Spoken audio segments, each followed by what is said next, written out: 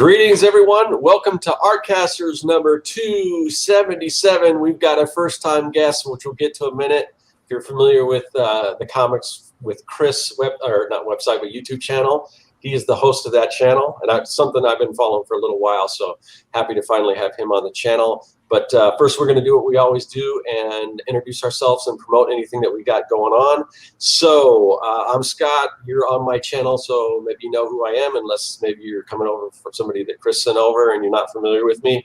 Circworks Art Lab is my channel, and I do mostly advice for artists and how to make comics and everything. Also on this channel, I have a series called Making Comics 101, which is a step-by-step free course on YouTube, taking you every step of the way from coming up with your idea all the way to the finished comic book and all the steps in between. So I highly recommend anyone that's interested in that checking out, whether you're new to comics or you just want to brush up on your skills. It's excellent for that. The other thing that I am going to just tease a little bit, because it's not out yet, but I've pretty much wrapped it up. I'm just working on some promotional stuff, but I have a new product coming out, a new digital product called the Comic Lettering Master Class, and it is just that. It's part it's part how-to book, it's part toolbox of digital tools, and it's part like exercise routine where you practice all this stuff. And so I'm really excited to let you guys know a little more about that, but just keep your eyes peeled for that, more information on that as I go. But something I've been working on for a long time. And if you want to know about comic book lettering, and that includes not just the body copy, but also sound effects and titles and word balloons and all the rules that go along with that, and pretty much the history of comic lettering, all of that, all in one awesome package. So just like I said, keep an ear out for that. I'll let you know when I launch that. And now I'm going to turn it over to my co-host, Josh. Josh, what do you got going on? Anything awesome. So let me put this on full screen. So I have my graphic novel, which is actually on, it's like on a crazy discount right now. I think it's like under $9, which is insane because it retails for like $19.99. And I'm a little worried about it, actually, because I'm like, I have to start selling like physical copies to stores and stuff once my vaccine's kicked in, which is going to be Monday, is like my 2-week mark for like shot number 2. So now I can like start pushing my wares, and I'm like, crap, like if they Google it, I'm going to be in trouble, like trying to get the cover price. But anyhow, that is a loss for me, but it's a benefit for you guys. And my goal making these things is to get readers. So go take advantage of it. It's over 50% off. That's like almost 60% off, which is rad. And if you have Amazon Prime, it's free shipping. It's a comic about a confessional graphic memoir that grapples with questions of faith, mental illness, depravity, and ultimately redemption in a fallen world. So yeah, and it's like 5 years of work for like less than $9. How can you lose? So if you're watching this after the fact, I can't guarantee that price is going to stay the same because it's all over the place. I feel like a salesman saying it because I'm like, I don't know what's going on, but I have no idea why it's why it's reducing. But when it does, I'll try to sell it. So yeah. All right, and like I said, we got a first-time guest, Christopher Martinez with Comics with Chris. Hey, Chris, how you doing? Hey, man, I'm pretty good. I'm chilling, man. I'm living life. So I've got a link in the description that'll take you to your YouTube channel. But other than that, you want to talk about like your YouTube channel, what you talk about on there, or anything else you want to promote? Yeah, sure. On my YouTube channel, for years, I pretty much talked about making comics in a lot of different ways. But more than anything, most of my subscribers probably have seen one of two videos, either my Clip Studio Paint videos, which by far give me the most subscribers and views, and my 5 comic art styles videos, where I've just kind of deconstructed the styles of different 90s comic book artists. And I will say one thing: if you come to my channel now, I'm going to make a hard pivot.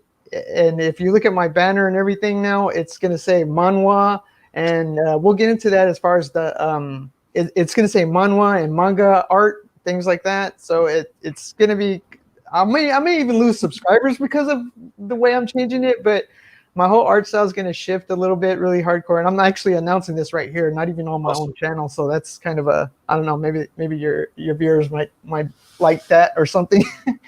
But yeah, I'm going to start doing a lot more stuff on drawing, just getting into different art challenges and things like that. That's what I have planned for the future for my channel. And then a few more tutorials and things on making webtoons or mobile comics. So that's what I want. Yeah, I'm sure I found your channel through probably some of the Clip Studio Paint stuff, because for the longest time I kept saying, oh, I got to learn Clip Studio Paint. I got to learn Clip Studio Paint. And I kept pushing it off. And finally I go, there was like a 4-page comic that I was working on, and I'm like, you know what, this is the perfect opportunity for me just to learn this. And I did. I mean, I don't know a back or front, but I know how to do what I need to do. And now I'm even using Clip Studio Paint for my, the series that I've been working on, Young and the Dead and everything. So I'm so glad I really dove into it, because it is just it is an awesome program. So yeah, man. Yeah. So we'll get into a little bit. I know we wanted to talk today about mobile comics and webtoons, and I know, Josh, you're not on webtoons, but you do publish on. Don't you publish, or you used to? I don't know now with your agreement with your publisher. I don't know if you can publish on online sites or how that works, or. Yeah, it's kind of weird. So, I mean, I did serialize 2 stories as quarterly stories back when it was quarterly stories on webtoons, and not webtoons, on Tapas. Yeah. And it was really cool, actually. I built up a tiny little fan base on there, and a lot of those people ended up buying the book later on.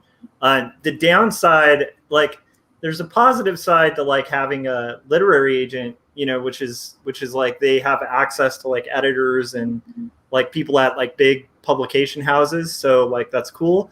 The downside is there's still a little backwards in the way they like to receive pitches and stuff. So like the amount of content I can put online is like kind of limited.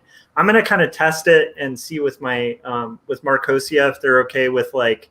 So far, they haven't said anything about me showing the process of book 2. But when it comes to like posting final pages, if in theory at least I could post them so people can read it as it's being made, and then maybe pull them down like after when the book's up, I think they'd be okay with it. But yeah, I'm all about it because I love the idea of serializing online. My art does like the way this book's being done, since it's black and white. It at the end of the day, it's made for print. It's like it's part of why I don't like direct people to like the digital book, because you can buy it digitally, but it's just not quite the same like reading experience. Yeah, whenever you're there's a big difference between doing comics for like the mobile platform, because the way they have it set up on either Tapas or Webtoons, it's essentially to where it's making it very easy for the user to read the comic vertically. So like when you're looking at it, you can't do something like a double page spread, like you would in a floppy or trade paperback. You have to, basically you're doing it with one thumb. You're scrolling up, and you got to make sure your panels are all vertical. And there's a lot of neat things that you can do with the art and storytelling if you kind of dig in and look at how the guys in Korea, how they've been doing it for years. Like, and that's how, some of these creators are huge. They're like, I always kind of, I like to compare it to the YouTube for comics. Of course, it is for the web, and it's meant to be on your phone, not on like your desktop.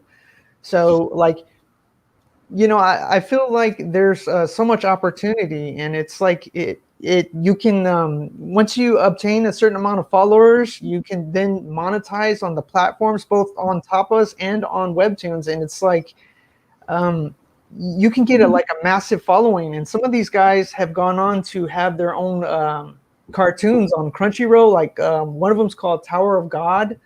It has like over 1 million followers on their platform. Wow. Yeah, and they have publishers, people that are publishing their webtoons in print. Like they once you get big on the platform, then they start connecting you with publishers, merch, and all kinds of stuff. So I feel like it's a really big opportunity for a lot of comic creators, especially if you're going, if you want to be an indie creator opposed to like trying to get a job at Marvel or DC or making stuff in print.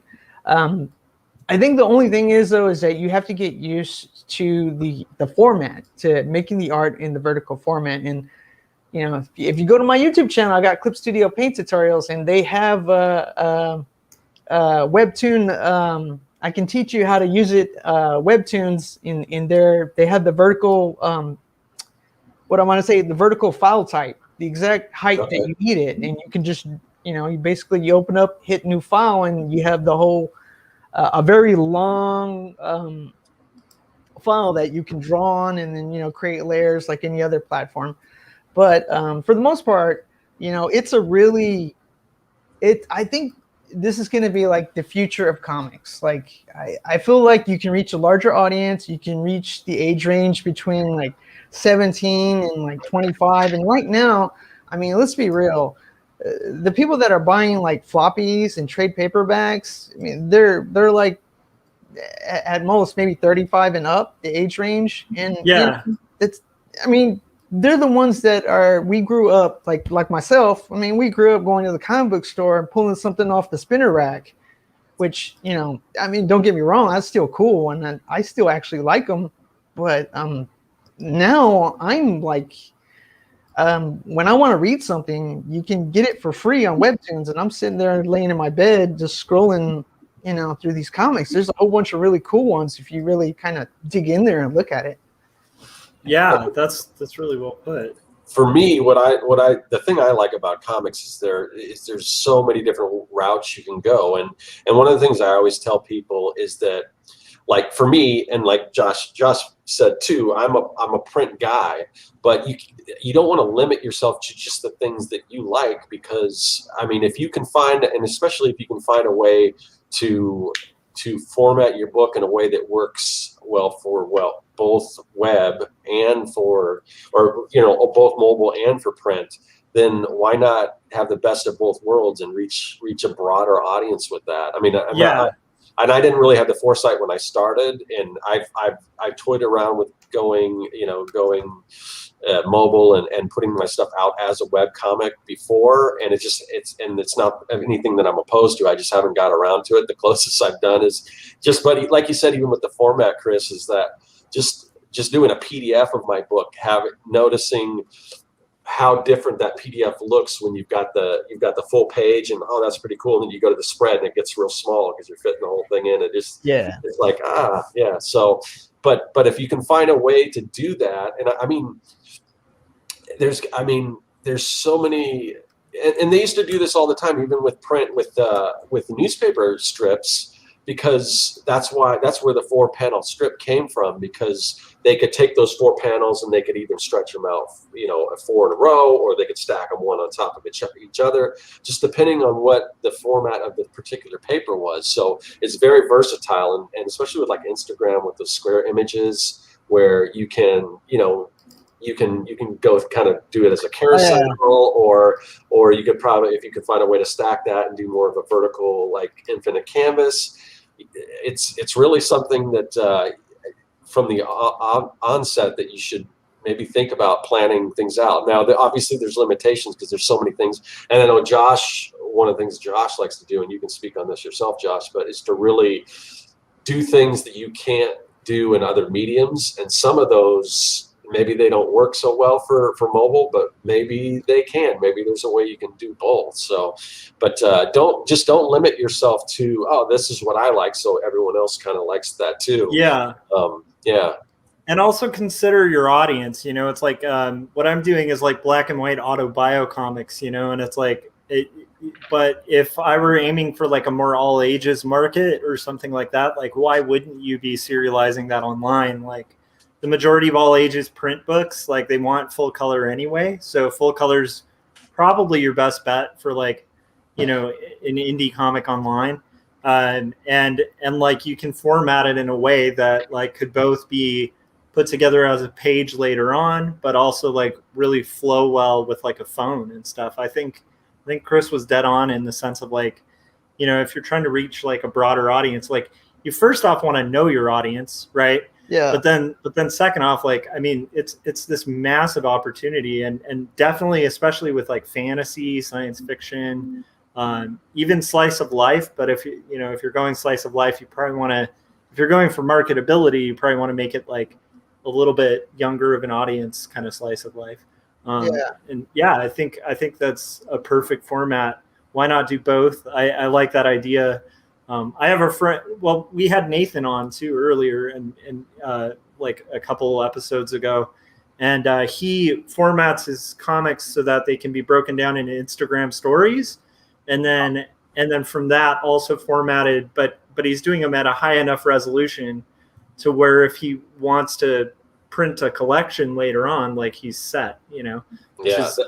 That makes a lot of sense, because that's something I think it like what I'm saying about people that are traditionally into print, you know, figure out how you can do this in digital, but people that are going to it as a digital idea, from a digital perspective, make sure that stuff is printable, that at a size that's printable, and don't just use screen resolution, because like I said, the more places you can sell your comic, because even if it's like, I mean, I would even people that like to read stuff digitally, I know because that's why the webcomic model works. When you can put your stuff out for free as a webcomic, people will still buy a print comic from your Kickstarter, because I think people still like to have that tangible item too. So make sure it's that you're working at a high enough resolution and everything. Plus screen resolution is probably going to get higher. As, you know, like I'm doing this in working on this digital product, the screen resolution on this Procreate and the iPad, it's just, I'm working with these pretty large files, and I'm like,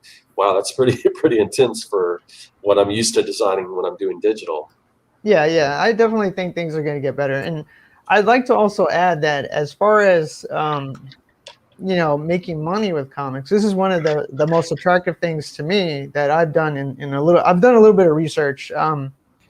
I don't know the name of the website, but you can actually look up comic creators on Patreon and find out the range of how much they're making with their webcomic. And a lot of them have webtoons. And what the deal is with webtoons is that once you reach a certain threshold, they'll send you some money to your Patreon. On top of that, you can, you know, build your audience through Patreon. And the way I've seen a lot of people do it is that they'll provide, instead of like doing commissions and things on Patreon, things that you're already doing, like you're drawing your comic, all you do is like release it maybe a week earlier. They're doing like one episode a week, and it's maybe 10 to 20 panels. It depends on the artist. But it's a great way to, instead of, you know, working on a whole comic for free and then throwing up a Kickstarter and promoting it and hoping that your floppy gets funded, putting in all that work, you could gradually work on one episode at a time and get paid for it until you've reached a certain point in your story where you're like, okay, this is good. I've completed one whole story arc. This is enough for a graphic novel. Now let's see if I can grab the panels, maybe chop them up in Photoshop. And I think there's some services that you can get that will actually help you with your webtoons. I'm not 100% sure on that. If there isn't, then you should start doing that. Yeah, but you can get you can get like you know, you're while you're working on your comic, you can get paid for every episode, and people do like one episode a week, you know, and it's like you're working on your comic and you're getting paid for it. And then once you build up your audience, you know, then you could do a Kickstarter. You already have an audience, and you know, you take them off the platform to your Kickstarter. So you're making your monthly income from the Patreons. Then you make money from selling your graphic novel or your floppy, however you want to do it. And then you can also begin to sell things like merch and prints and things like that of your original character. You know, I feel like it's a great model, and that's kind of like the direction I want to go with my own stuff. And nice. I'm working on it, but I'm just not at a point to where I want to start posting yet. Yeah, one of the big that leads me to another thing. One of the big reasons why I didn't do my comic as a web comic was I was afraid that my buffer was going to run out, because I'm hitting like a really good stride right now where I'm kind of doing the spirit of the 100 days of making comics, even though I've completed it, but I'm just putting in an hour a day every single day, first thing in the morning, and because of that, the comic is coming along. So now I'm at a point where I'm pretty confident that I could start putting it out and it wouldn't run out. But I definitely, I think, and whether I do this before it's complete or I think it'd be a good idea for me that once the book is complete, because one thing that I always say to do is create artwork once and figure out multiple ways to get paid on it. So I could see, even though I'm definitely a black and white person, I could definitely see maybe after it's complete, either paying somebody to color it or whatever. And because I assume color work probably would do better on webtoons, and I think Josh kind of said that too. I don't know. Yeah, that seems to be the general advice. But I think because even though it takes place my comic takes place in the 80s, but it is centered around kids, and I think it would kind of attract more of a young adult audience. Yeah, I would agree with that 100%, Scott. And the open line style that you've executed that in would not be a beast to color. Right. And like you could literally, hire a flatter and then just do it's already flatted as far as black and white because it's shaded. It's grayscale, but yeah, I have somebody throw some colors over it, find a real good colorist, and then and just find a way to sort of reformat it, because it would take some work, because I didn't consider that when I started, but I know I could do it, even if I had to redraw a few things here or there. It's a cool idea. Scott, just so you know, there's actually some creators, one specifically I can think of, they're like a duo, a writer and artist duo on YouTube. They're called McKay and Gray. Oh yeah. And they make a lot of webcomics and webtoons, but if you go read their webtoon, it's like they do pages at a time. Yeah. Okay. And it's definitely doable. You just need to make sure the text is large enough to read on a mobile device, because I know when you're doing like a page at a time and you're making it for print, your text is going to be a lot smaller. As long as you adjust the text, I think you'll be fine. And then maybe save the file so that you can adjust the text if you want to move to print later on. But you can definitely do it. And if you look, and as far as the coloring goes, if you look at the webtoons, the way they color the comics, in general, it's very basic cell style shading. I mean, you could lay some flats and just throw on, excuse me, I don't know why my throat is getting so hoarse right now. I'm talking a lot though too. But you can just throw on some cell style shading on it. I mean, there's some that's the way I color my stuff. I'm not that great at coloring either, but I mean, if you look at what's on there, and it's expected to be, people don't expect you to have like Marvel style coloring on webtoons. Nobody expects that. They're more into the characters and things like that. Sorry, go ahead. And Scott, like your color choices are good. Like if I were you, I would, since you, as you already pointed out, you already have the flats. Like, dude, really, in reality, how long would it take you to color a page? But yeah, and I this is another thing that I talk about, and the reason why I do floppies is it's kind of a benchmark where I get one issue done, and then so it doesn't seem like I've got so many more pages in my graphic novel. No, I've only got this many more pages till I'm done with the next issue, but I'm like halfway through this issue with the artwork, and then after that I got one more issue. Once it's done, then I'm really going to promote it hard. And one of those things is, even if it's just as a promotion, building that audience, like you said, Chris, on a platform like Webtoons or Tapas or whatever, and because that's just a whole audience that I haven't tapped, and that's something that I definitely can. I think my comic would be pretty well suited for that, actually. Think about 100%. It once I really want to start promoting it, and then. Who knows if I can, because that young adult market, that's where it's at. I mean, that's where, you look at like a Dave Pilkey or a Raina Telgemeier, or I think the last thing I read and I could be getting this wrong, but I'm pretty sure it's accurate, is that Raina Telgemeier is the highest paid artist writer by Scholastic, like of all artist writers of Scholastic right now. And Dave Pilkey's like right up there too. So it's like when you hit with YA, it's like I would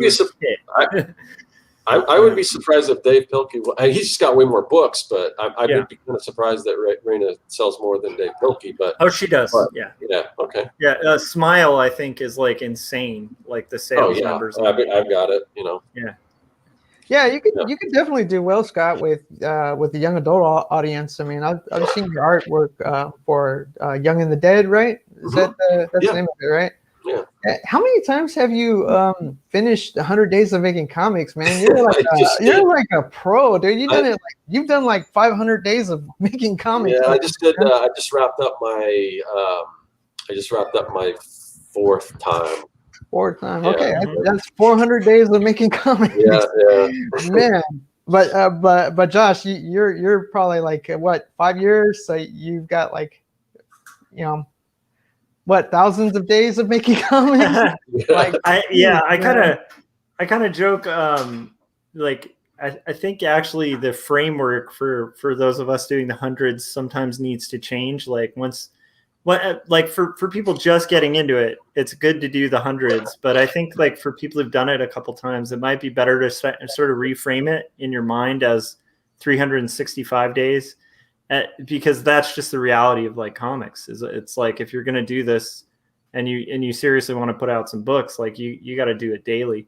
And what's interesting is like most of the guys who do the hundreds challenge a lot that are serious, like are working on their comics daily anyway. And so it's, the challenge sucks because like you still, even in that framework, you still have like 1 or 2 days.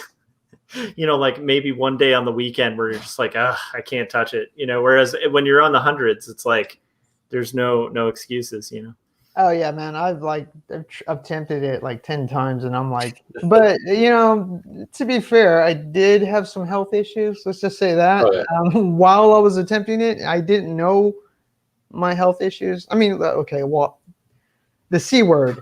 If you go to my channel, there's a video there. It'll explain it to you. But yeah, I had really bad health issues, and I was still pushing through. I got to like day 30 or 40, but I failed. And like I'm one of those types that if I don't do it right, 100% the first time, fuck it. Oops, sorry, I didn't mean to curse. It's okay. I'm like, forget it, man. I'm just gonna. I'm not gonna do it anymore. I'll try again later, and then I try again later, and as soon as I mess up, I'm like, no, it's not right. I got to do it 100% the way it's meant to be done. It just kind of delays it. And, that's the way my mind thinks. But obviously, for me now, I realize for me, it's easier to, when I have the energy and focus, and of course, if my health is okay, and I think it's important, I'll go to town and I'll finish like a whole page of thumbnails and inks. And like right now, I'm trying to work in batches. So I've thumbnailed like 4 webtoon episodes. Like I have them all set up, and I'm working on I'm working on inking the first episode right now. But I spent a lot of time creating the character, making sure I do a little bit of world building in the story, and I did sort of a a character sheet. So I got that out for the main character. Yeah, and I think these are little things that are important. And I'm sure, Scott, you probably touched on this kind of stuff in your Making Comics 101. Yeah, I do. But the one thing I do warn against is not to get too bogged down into that, all the preliminary stuff, because then you never actually get to actually creating the comic. So I mean, there's the line you got to watch out for. I mean, a little bit of world building, but not too much world building. Yeah, we always joke about it being like the Tolkien trap, where it's like a lot of people assume they're J.R.R. Tolkien, and they'll kind of start coming up with their own languages and building worlds and like coming up with like the physics of how it works, and it's like, that worked for Tolkien and like 4 other people, and then the rest of the people who try that approach like usually just world build till they die. So it's a fine line. But I also agree on the sense of like one thing I realized earlier this year, I had like a mild health thing. It wasn't anything very serious. It was just like my hand stopped working, like my left hand, not my drawing hand. But I use it for shortcuts when I'm doing art. Yeah. And it really screwed me up. Like it screwed up my whole workflow and stuff. And so I had to get like a cortisone shot and stuff like that. I'm not complaining. As far as problems go, that's a very mild one. But what it made me realize, like now that I have like my functions, and you know, every once in a while, like I'll get aches or whatever, but it's like in general, I'm pretty healthy. So it's like, it's made me realize like we really as artists like need to take advantage of every moment that we can draw and that we're in good health, because it's like that's not always going to be the case. And like it's definitely one of those things of like for me, if that dips, I would hate to like look back and be like, crap, I had all this time when I was like feeling fine and I wasn't working, you know. So I think, but I do think that's something to consider too for cartoonists. We don't think about that a lot. Like our, you know, your health and your livelihood like come way before comics. Like, you know, there's a lot of really great psychological studies on like what people regret the most, like toward the end of their lives or whatever. And it's like, and it generally is more like, I wish I had spent more time with my kids. I wish I had spent more time with family, with friends, stuff like that. So it's like, rarely are people like, oh, I wish I had spent more time on my novel, you know? So, although some of us, you know, strange cartoonists might actually be the people who are like, man, if only I'd gotten 3 more books out, you know, like we might George Harriman it and have that last week of strips under our belt. But the point being, like, that's good that you brought that up, because I think that is something we should consider. And also, like, when we are like, whenever we're at a point in life where we like have the ability to draw, like, realize like even that on its own might be like a temporary thing. And so like we gotta sort of like utilize the resources we're blessed with, like when we have them. And I think that's like for me, it's been I've made a ton of progress on the second book, and probably twice as much because of that moment of like realizing like, oh crap, like I could actually lose that, you know? So I was like, if that were my other hand, like I wouldn't be able to touch the page. And so for me, it gave me more motivation just to like, to move forward and try to make stuff. Cause it's like, we got, you know, anyhow. So yeah. I'm glad you brought that up. Yeah, I totally agree. Like I've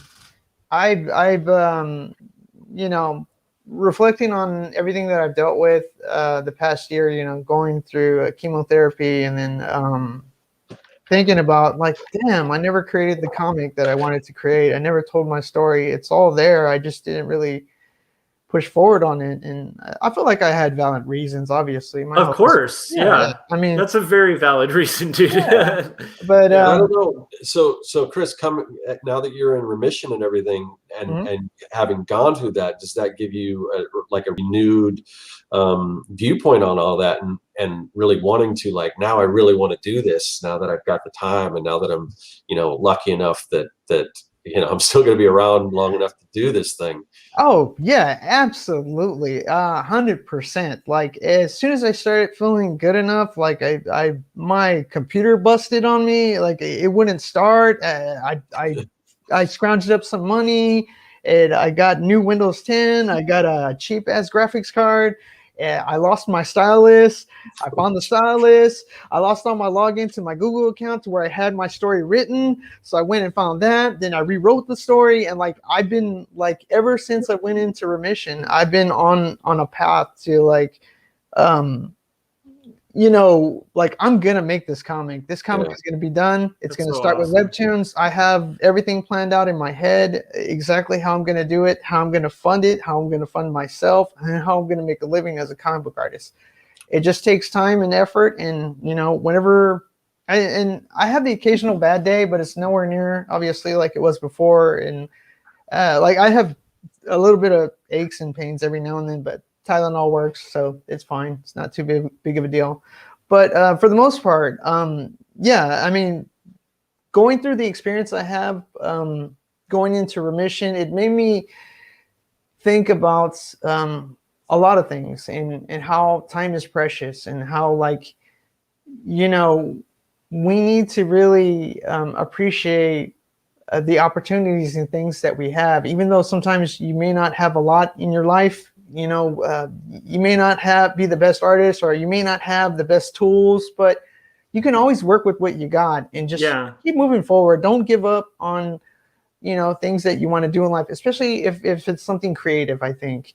And for me, I reflected on all this and I'm like, okay, it's going to happen. And I even looked up my way of, I'm using YouTube, not to become a big YouTube artist. I'm using YouTube as a way to market my art style and then my comics. So I'm using tactics to draw in the type of audience that reads webtoon comics. That way they can go to my comic, read my comics, support me on Patreon. Smart. And then, move on to formatting it, saving the format so I can put it in a print, do a Kickstarter or Indiegogo, whatever. But, all this has been like a big master plan for a long time. So now I'm just moving forward every chance I get, as long as my health is where it needs to be. That's been the whole plan, the whole goal from here on out. And one other thing, I guess this is probably a good time to kind of start the whole CG Comicsgate thing. So go for it. Reflecting on everything that I've dealt with, for me, I thought to myself, when it comes to indie comics and doing things in print, and you're doing your Kickstarter for, it seems like there's this weird thing that, I didn't realize it was going on until maybe a year or two ago, that Comicsgate was still the thing. It blows my mind. And when I think of comics, I think of everybody can do it. You can have representation. You can make a comic about feminism. It's not a bad thing whether Marvel or DC wants to do it. And it's like, if I want to be an indie creator and I want to create a comic that represents LGBT and Latinos, because I am Hispanic and, my character is Hispanic, I don't want to get crap just because I want to represent, people of color, or if I want to do something different. It doesn't have to be, and this is why I like webtoons, because in webtoons there is no Comicsgate. Nobody talks about that kind of stuff. Nobody's like out there getting mad because you posted a webtoon about LGBT, or feminism, or if you added people of color in your comic on webtoons. Like, nobody's going to give you. I'm sorry, my voice is cracking because when I talk a lot, I guess my throat gets, I get high pitched and my voice starts to crack, and then I sound like a 16-year-old. But yeah, I mean, for the most part, yeah, and I don't like the gatekeeping and all the drama. Like, I realize life is short, and I don't have time to debate with idiotic ideologies on, what's making comics bad or not because of dumb politics that you're bringing into the conversation. Yeah. My opinion on the whole thing, and I don't know a whole lot about Comicsgate. I don't really get into. I just try to steer away from the drama. But whatever you're into, whether you want socially conscious stuff, whether you don't want any of that in your comic, whatever it is you're into, there's a comic book out there. There's a number of comic books. You can niche down as far as you want, and there's going to be something for you. Whether you feel a company was doing that, it isn't anymore. What's the difference? There are comics out there for everyone. So who cares? Like what you like, and don't disparage people for liking what they like. And so, I mean, that's to me and the other thing is, like with comics, when I was growing up, comics was pretty much just the boys club. You would go in a comic store, very few, females in it, or certain age groups or whatever. And now it's just like, it is sectioned up. I mean, different demographics tend to gravitate toward different areas of comics, but there's something for everyone. And just the fact that because there's so many different voices in comics, that's what's creating. And a lot of people don't even realize that, because a lot of people still, especially here in the States, when they think comics, they think superheroes. And there's a comic for everything. So, and all these different voices, whether you want to listen to them or not, you don't have to if you don't want to, but somebody does. There are people there. So, I mean, I just like the fact that it's as much as that we don't have as many comic book stores as we used to. Comics are everywhere, and they're just being embraced by so many different people. And that demographic, like even art school, I think now the demographic of our school, when I was in art school, again, it was pretty much mostly male. Now I think that's a total shift. So just the fact that whoever you are, I mean, and it doesn't matter what gender or whatever or what your background is or anything like that, or cultural, whatever. Everyone's there's so many different people that are into comics. So create the comics you want. You'll find an audience for that. And read the comics you like, and actually reiterating what you said, Scott, and what you're saying, Chris. First off, like, I can't stand Comicsgate. I'll be bold about it, because I just can't. I don't like gatekeeping, and I don't like sets of rules that people have to adhere to. And I think that's what they pretend to be about, but they're not really about that. Like, they're not about inclusivity. And that's, to me, that's the thing, is like, if you don't like there being a club that you're being excluded from, then don't just make a club and exclude people. It's the same fallacy that like punk rock fell into in the 80s and started to suck. And that's why half the founders of like hardcore punk went into like post-hardcore, because they just got sick of like people gatekeeping punk rock. Like, you can't gatekeep cool things.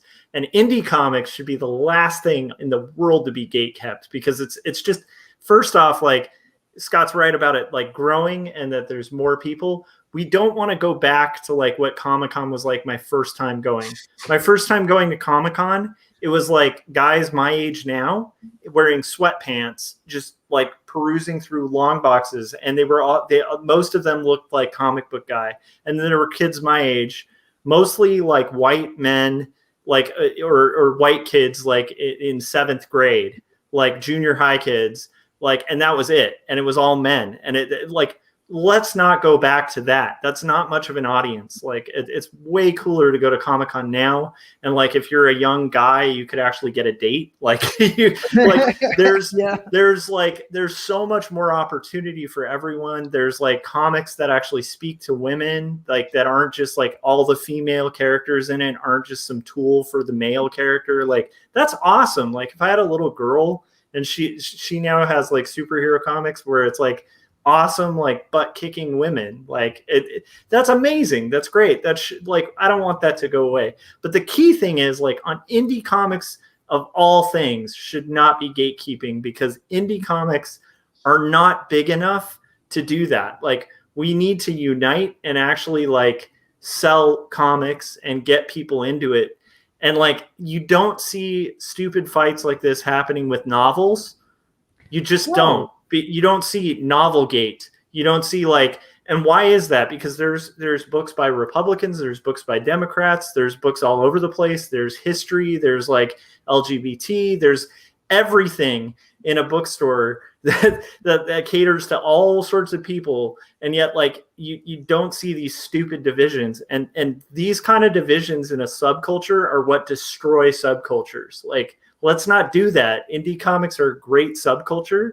Like, we should be we should be hugging and embracing anybody who's coming in, because like, you start gatekeeping a small club, and guess what it'll go back to? It'll go back, like, you'll see comics starting to leave bookstores, which, by the way, that's only happened in my lifetime. Like, there wasn't a comic section in bookstores like when Scott and I were growing up. Like, this is where I'm sounding like an old man, but it's like, that's a progressive, cool thing.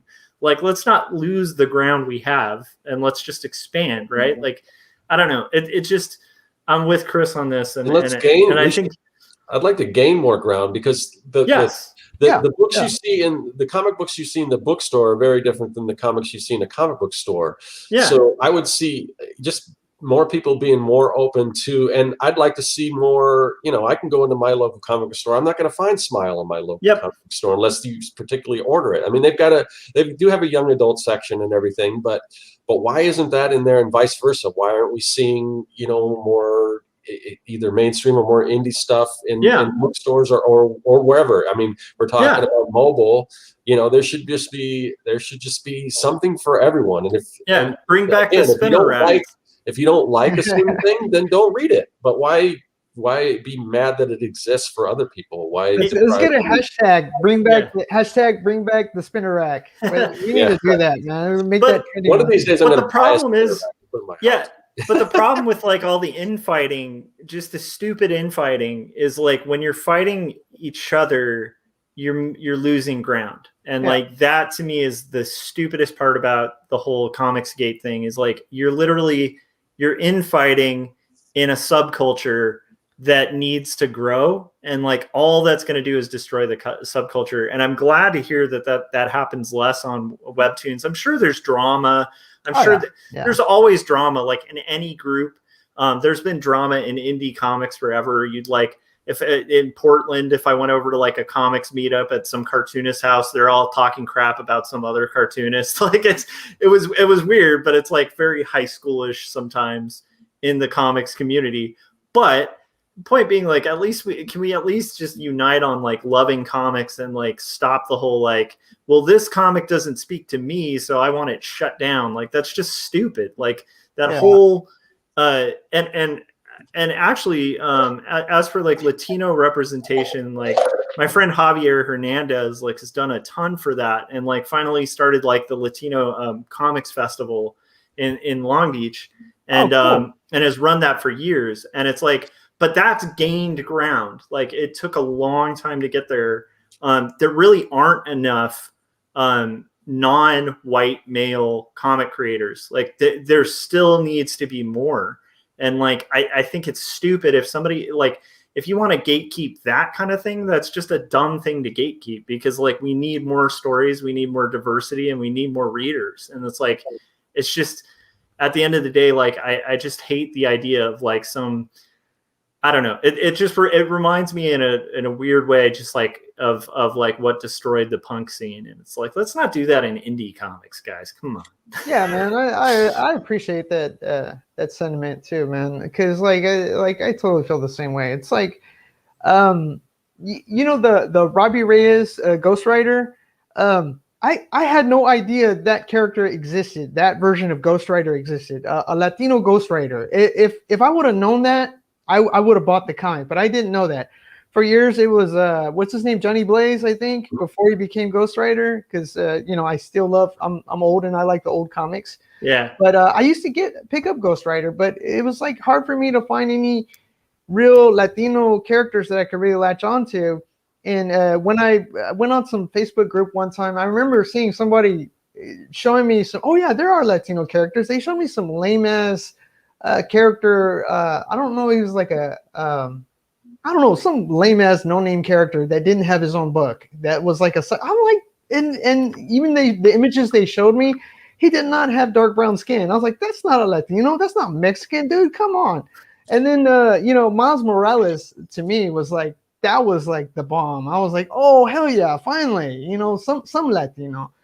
You know, and that was popular. And like, I didn't hear about the Robbie Reyes Ghost Rider until I watched Agents of S.H.I.E.L.D.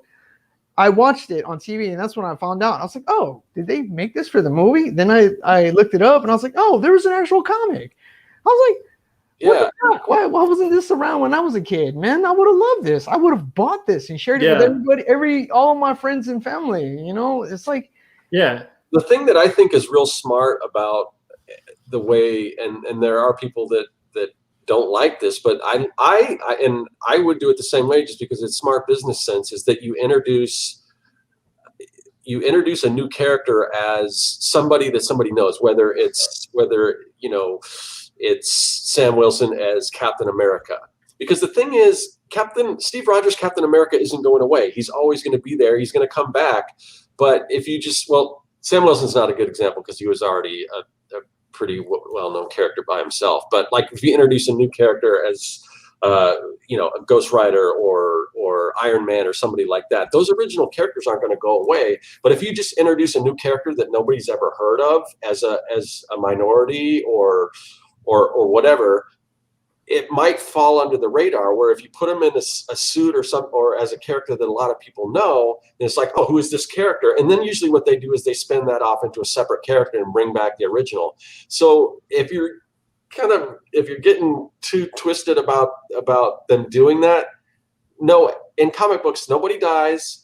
Nobody that's popular is ever going to go away. They're going to come back. They may take a little hiatus while they change things around, but then you've got two characters that you've got Tony Stark, Iron Man, and then you've got Ironheart or Riri Williams or whoever, and then you got both. But if they just introduced Ironheart by herself, might not be that big of a deal. So I totally understand the whole idea behind that and why they do it that way, but know that nothing's going to change. It's all cyclical. Things are going to come back, and that's I think what they do, and it makes total sense to me. But and I think another thing too that a lot of longtime comic book fans need to understand that some of these characters, they've been around for like decades, and like, I mean, come on, we're in 2021. I mean, it was a different time back then when those characters were created.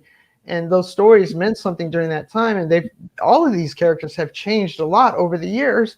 And whether making a strong, turning Thor into a strong female character, I mean, how is that a big deal? I mean, if you don't like the comic, don't read it. Go buy something else that you like. There's indie comics out there that are wonderful that may appeal to you if you don't like that kind of stuff. I mean, I don't see why you got to make a big fuss about it and then create a whole group and movement to divide people that love comics.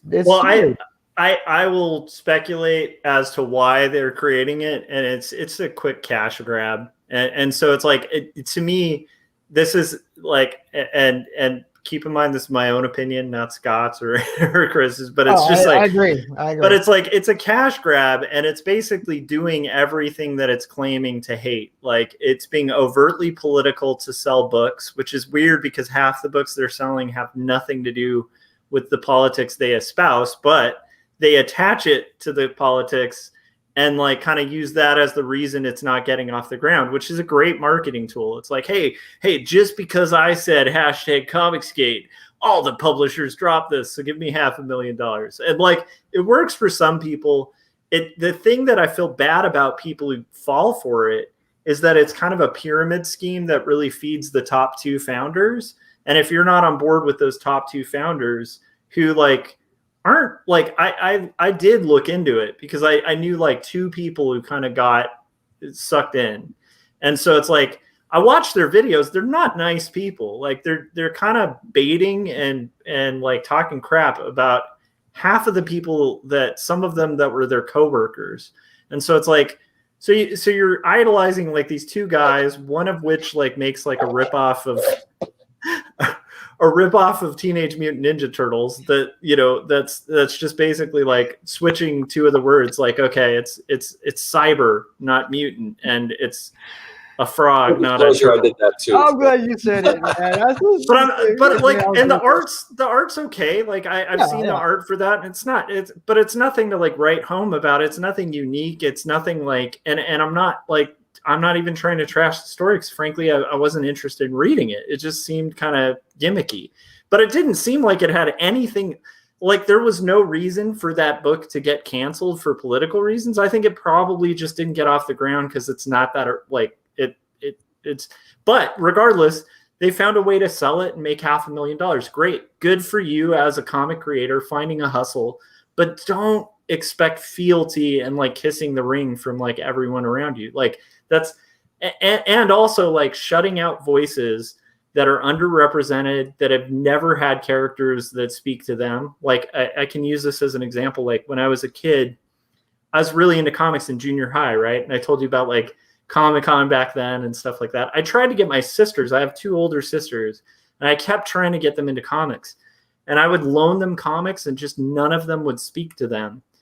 And it was because none of the female characters in those comics had any depth at all. So they'd just be like, yeah, this just is kind of like a bunch of violence and buff guys and like unrealistic women. Like, why would I be interested in this? Now, my sisters are actually bigger comic geeks than I am. So it's like there's something that's speaking to them now that wasn't doing its job and speaking to them then. And it's like, and it was, and it's something a little cooler than just like My Little Pony. Here, it's your thing, right? It's. I think that's cool, and I think instead of shutting that down, have your own thing, have your own lane, and like enjoy it. Like, but understand, like, Frank Miller still is like super politically right wing, and he's still like one of the biggest cartoonists alive. Like, there's plenty of guys like Dave Sim is like one of the founders of indie comics and has been doing like incendiary, like misogynistic material for forever. Just join indie comics and like stop like trying to shut other people down. Like that just sucks. Like, I'm sorry. No. Sorry. I get riled about it. Yeah, no, same here. That's why my voice starts cracking every time I go on a short little mini rant, I guess you could say. But yeah, no, man, like even my like I had the same deal. Like my sister used to read my comics and she didn't really get into them. She would read them all and just be like, and then she'd grab like a thick novel of something of Stephen King and start reading that, which is kind of weird if you ask me, but she would get into her other novels and other things. But like she didn't care for my comics. And now after the last Wonder Woman movie came out, she was like, "Oh, did you see it?" She was all excited about it. She has 2 daughters and she shared it with them and they were all excited about it and they were telling me details about it. And I was like, "Y'all know I draw comic book stuff, right?" And they're like, "Oh yeah, that's right." And I think my sister's daughter is subscribed to my YouTube channel because she told me one time that she saw a video I made. I was like, "You're watching my channel?" I was like, "Girl," and she's like 11 or something, but she's really smart. But I think it's really great that these younger kids, they can, find strong female characters or people of color in these comics now, and that's going to pull them in. And oh yeah, there definitely shouldn't be any gatekeeping for any of that. Comics are for everybody, and at the end of the day, they're stories. Everyone has a story to tell, good or bad. We all relate or connect with certain stories, and on certain levels. So it's like there shouldn't be any division at all on how we want to tell our stories in this beautiful format we call comics. Yes. That's kind of how I feel, I guess. I love it. Yeah. So you had alluded in the beginning of the conversation that you're sort of pivoting with the work that you're doing. So you want to talk a little bit about that? What are the changes you're making, and maybe the reason behind that, and what you're doing moving forward? Yeah, absolutely. I'm actually glad you asked me about that because I almost completely forgot that I wanted to talk about that. So yeah, it's like I'm over here talking about all these other things in Comicsgate. It got me all riled up, man. Yeah, me too. No, really though. Like for a while, I've been watching a lot of anime and manga like for a very long time, and I love it. I love the art. I love the stories, and I find that a lot of manga or anime, there's always a lot of American comics, not all of them, but originally they started with these stories that are very black and white, the good guy versus the bad guy. Mm-hmm. And when you read a lot of manga and you see these anime stories, a lot of them have a gray area where there's not always, the bad guy's not always a bad guy and the good guy's not always a good guy. And it fascinates me. More than anything, I've been really fascinated with how characters level up. Like they get, like if you ever watched like Dragon Ball Z and you see they got Super Saiyan level 1, 2, and 3, the characters just get stronger and stronger. And watching or reading those stories on how these characters evolve over time, it's always been so fascinating to me. And for me, with my art style, and I kind of stopped buying comics. I went from buying floppies to buying trades. Then I started buying manga and watching a crap load of anime. And like I've been doing that for the past 2 or 3 years. I just don't mention it on my channel because my idea and focus has always been to make regular American comics. But I feel like there's more of a broader audience I can reach with the type of comic that I want to create. And only until recently I realized, you know what? I'm going to go all in. I'm going to change my style completely. I'm going to draw the pointy chins and big eyes. And my character is basically a supernatural character who's going to level up with his powers. And I thought this is going to be the best way to go. And when I color, I'm already using a very basic cell style shading in my comic book coloring.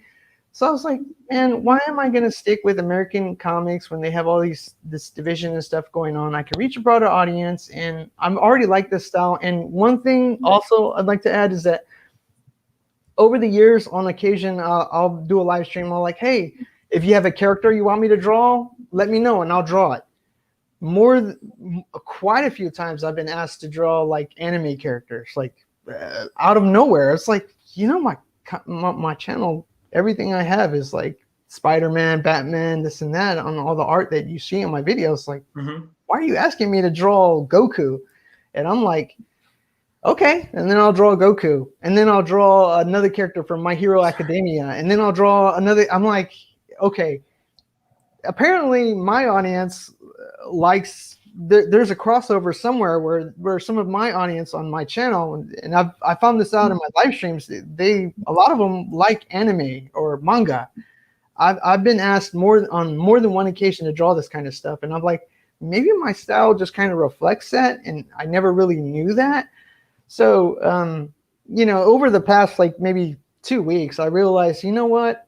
I changed my avatar. I gave him a more narrow chin, and I did a very anime-ish style, really big eyes on my character. And I'm like, you know what? I'm just going to go all in. I like anime. I like manga. And like the last comic I actually bought was a manga. It was not a trade paperback or anything. Unless it's something like as soon as I get some money, Josh, I'm going to buy your book. Wow, cool. that looks like an interesting story. I like supporting indie creators, and it's just supporting the community and people that work really hard on creating good stuff, and not to mention, man, I am really impressed that you did the whole thing. If I'm not mistaken, you did do the whole thing traditional, right? Yeah. And you did all the lettering as well. Yeah, that's kind of crazy. Man, give me a font and I'll type it in there, man. One thing I love about manga, though, and I feel like European comics get this as well, but like for some reason, American comics just like we're still kind of getting there. So the thing I love about manga is every genre is covered. Like, so you have manga for like, and actually, like my wife is like half Japanese, and like she's talked about it, like how in Japan you'll just see some guy on the subway just reading manga. Like, it's like you just kind of read, like that's just what people do. Like they just read manga, like, and it's like all age ranges. It's not like viewed as like something for kids, and it's like all sorts of stuff. So you have like mystery novels, you totally have slice of life indie stuff like Tezuka, like this like really just kind of crazy all over the place ranges of genres. And so it's like, I think that's one. Yeah. Sorry, what? I just said food, manga. I mean, anything. Yeah, totally. There's literally like comics for everyone, and like basketball, and like I've seen a tennis one, and like they're all over the place. Yeah, you're right.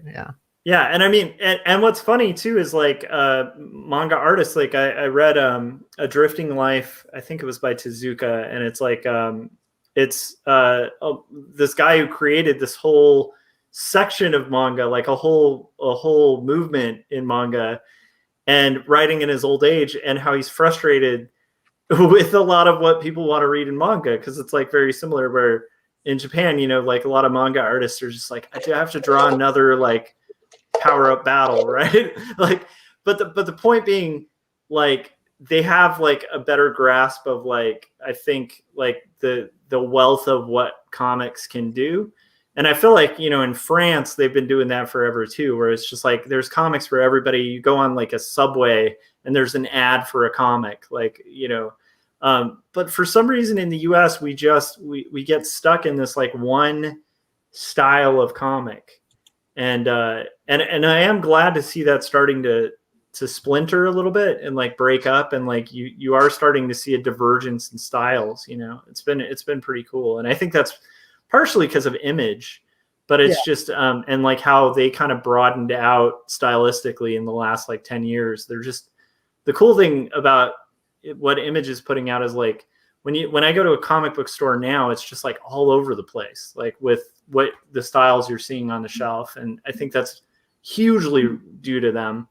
But I still feel like it's like baby steps for where we could be. So I think that's cool if you're diverging in styles. And I also agree with the leveling up. That creates such a like hook. Like my wife and I got really hooked on Naruto for like the longest time. We got all the way into Shippuden. We went through all the ramen filler episodes just because of that device of like leveling up, and like there's just this constant hook, and it's really cool. And also just manga also does like battle sequences like nobody else's business. Yeah, it's so intricate. They go through a whole thought process and how they're gonna defeat their opponent. Like, you know, it's like, oh, I see he's moving 2 inches to the left. I need to decide whether to pull out my shuriken or use my ninjutsu magic powers and, you know, make a decisive move. Whether his energy is strong or not. This guy's so strong, above level 9,000. All that, you know, all that good stuff. And all the close-up power-up panels, like if we're talking talking like Dragon Ball, just for like 10 hours. Yeah. But like it's fun. It's fun to riff on, you know. I think that could be really like pulling elements from that to influence your style. That's smart, you know. Yeah, and for me, in my comic, is it possible to maybe share like what my character looks like for my comic? There's a button on here, right? I think it says share. Oh, I see it. Okay. Let me see if I can. Yeah, I want to see. And Robert was saying it's good to see you doing better these days, brother. And let's see. Okay, let's see if I can share my character. Okay, all it's this screen right here. There we go.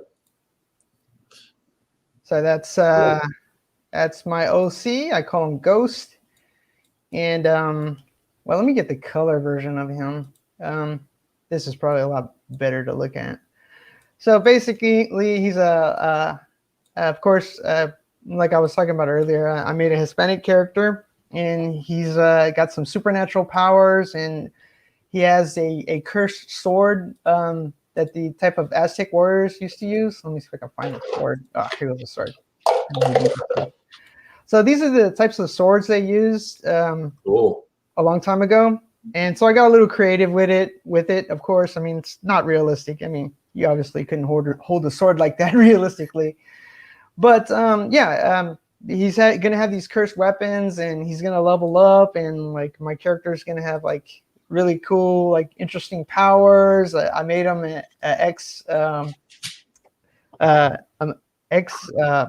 veteran. I'm trying to get my words out in a moment. As you can see, I kind of switched a lot to a very cell style shading, and it's not like the traditional comic book art style. And you know, I'm hoping to really get this one going. But yeah, that's kind of like what I'm working on or working with right now. That's awesome. That reminds me. So you should definitely check out Javier Hernandez El Muerto. Oh yeah. And then actually Pablo's Inferno by Road Matteo too is like so badass. Rody Matteo. It's a badass one that has a lot of Aztec like sort of Day of the Dead like mythology like woven throughout. I think those might be really inspiring. Wow, holy crap, that looks really cool. Thank you. Well, it's good that you're doing work in digital, because I wouldn't envy you having to redraw that sword with all that design on it every time. I have a file of just the sword, and my goal is to just copy and paste it wherever I need to within the comic. That's why I like digital for indie comic creators. You can do that with the sword, but the one thing like I see when people put like when people have a character that's like covered in tattoos, it's not so easy to redraw those with all the different positions. With the sword, you can probably pull it off, but I'm like, whoa, you're gonna stick to all those tattoos, are you? Okay. Yeah, my initial design did have them with a lot of tattoos. Yeah. I was like, no, I'm not gonna redraw all those tattoos again. So I made sort of a I don't know, tribal tattoo thing around his shoulders. but yeah, I'm not gonna I'm not gonna get too crazy. I'm gonna have to draw this character over and over again. So you got to think about those things whenever you're making your character in your comics. But yeah, I'm having fun. I'm making progress on my comic and Dia de los Muertos. That's the Day of the Dead, and it's going to be based around Aztec mythology, and it's going to go back to the days of the gods and Aztec warriors, and eventually my character is going to start fighting gods and level up, and it's going to be really cool and interesting. I got it all kind of outlined. The first arc is completely written, and I'm just working on the art, and hopefully I'll have it done pretty soon. Yeah, I think it's kind of a cool fusion because you're taking the manga, which is a Japanese culture, and you're infusing it with Spanish culture and Mexican culture, and so I think that's something, and I'm sure that exists in some form out there, but yeah. we could always use more of that. So yeah. That's really exciting. Yeah, I think it'll be a fun, interesting story. It'll be more action packed, obviously, and that's kind of like why my YouTube videos are going to be more like messing around with anime and manga characters that are in like very popular anime characters. I'm going to find different creative ways to kind of make art videos where I'm just drawing them and then sprinkle in a little bit of webcomic tutorials every now and then. And hopefully the occasional conversation with fellow comic book creators of all kinds. So that's what my plans are for the future. I'm over here pitching my my YouTube channel. Oh, I'm sorry. That's why you're here. That's awesome. That sounds great too, and like I think that's actually a pretty smart idea too, to pull an audience too. That'll be interested in the stylistic direction you're going too, which I think is really cool. Yeah, definitely. And Robert asks, didn't Javier do a movie of El Muerto? And yeah, I think he did. Yeah. Yeah, I've been meaning to try to get Jav on here. I gotta bug him. Yeah, it's been a while, but he's good friends with Jim Lujan, who we've had on multiple times, and like an old friend. So I at some point I'm gonna get Jav on here. I swear I've seen a clip or something of that guy's character. What's his name? Javier? Javier Hernandez. And he sometimes gets confused with the Hernandez brothers. And then it complicates it more because he's done a lot of conventions with the Hernandez brothers. So people may mistake it, but yeah, so he created this character called El Muerto, which is like the dead one. And he's like a guy who like dies on the Day of the Dead and like gains like this power, and it's kind of like The Crow a little bit on a plot level, because he's sort of like trying to figure out like what happened to his girlfriend, and it's really cool. It's a really good, really cool story. But oh man, our comics kind of start the same way. Oh no. Well, but like, mine has a different background, and there's different things going on. But my character does get his powers on Dia de Muerto, but it's a whole different premise. He gets his powers from the sword. Oh, see, yeah, there you go. Yeah. And I think like Scott and I have talked about this a million times on here too. It's like there's no real original ideas. It's just like really the best thing to do is just do it with your own voice. So naturally, by you doing it, like even if there's some similarities, it's going to be your thing. And like Hobbs is going to be his, and like I mentioned, Rhodey too, Matteo, who did Pablo's Inferno. It's got a similar premise too, except that one's a little darker because it's like a little kid goes to hell basically, and then has to like kind of fight his way through like all these different Aztec versions of hell, and it's really cool. But that it's a very sounds cool, but it's a similar plot device, but you can go all sorts of places with that. I mean, if you think about like Marvel, how many Marvel comics like originate in like weird mythologies that like have been tapped a million times, Thor, come on, there's a million Thors, but there's the Marvel Thor, and like it's different enough from like, I don't know. I think it's gonna be cool. That sounds awesome. I like the character. I'm excited. That's gonna be cool to see. Yeah, it's funny that you mentioned Thor because I for a while I was trying to pitch my comic. If I were to pitch it, I would be like, yeah, it's sort of like a Mexican Thor. I don't know. He has his he has his weapon that gives him powers, and without it, he doesn't have his powers. And the only real difference is it's instead of was it Greek mythology with Thor, it's Aztec mythology. And there's a whole nother supernatural realm that I don't want to give away too much of the story, but it gives you an idea where it's going. And it's going to be a very action-packed story. With I still, like you said, with the world building that we were talking about earlier, like I didn't want to get too caught up in that. I was like I said, with my past experience, I'm like, I'm going to get this done. I finished the story. It is what it is. There may be plot holes. I'll fix it later on. Maybe. I don't know if it's bad. And if it gets really good and popular, then I'm going to find an editor and we're going to fill in the plot holes. I'll redraw pages if I have to, and then kickstart that bad boy. But yeah, and what's cool too about serializing comics too is like you can do exactly what anime does with plot holes, where those become future plots, So it's like with serialized comics, there's an endless realm that you can go, and like even if you have like a little gap, that can be an opportunity for a plot line later on, Yeah, that's cool. Yeah, I didn't think of it. That's a good idea. I was just like, man, there's gonna be some parts of this story that people are just gonna destroy me on. I'm like, just enjoy the action. It's gonna be cool. There's gonna be cool art, man. You'll like it. There's gonna be power-ups and cursed weapons. It'll be cool, man. Just enjoy the art and the story, man. It will. And honestly, whatever you put out there, there's going to be that one guy in the room that's just like hate, dislike, it's inevitable.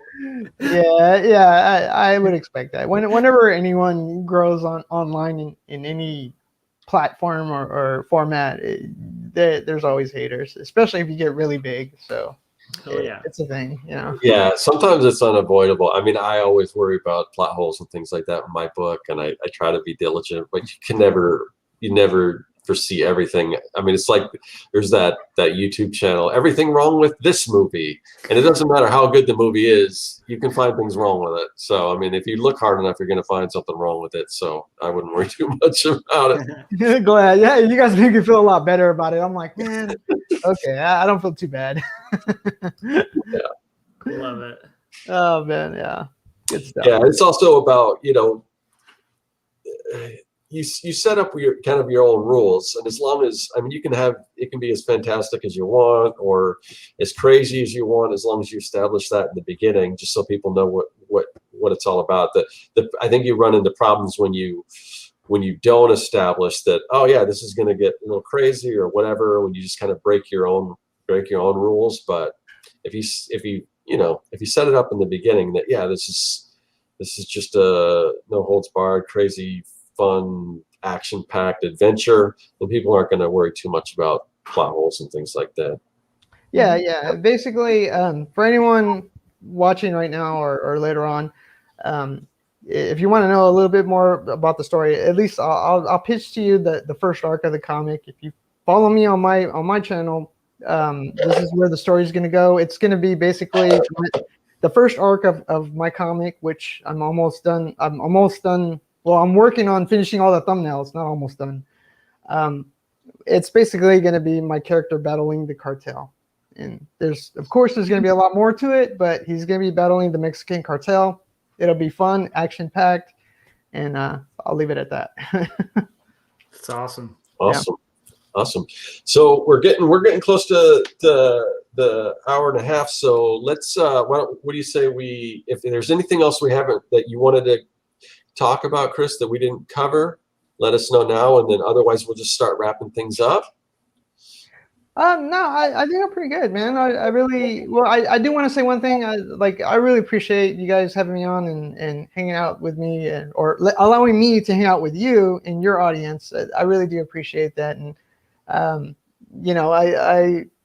been following both of you guys for a while. I may not always be vocal in the chat, but I am watching, either making art or whatever. I'm going to watch you guys, and I do enjoy your videos, your channels, and your art. So I just want to say thank you, and I appreciate you guys.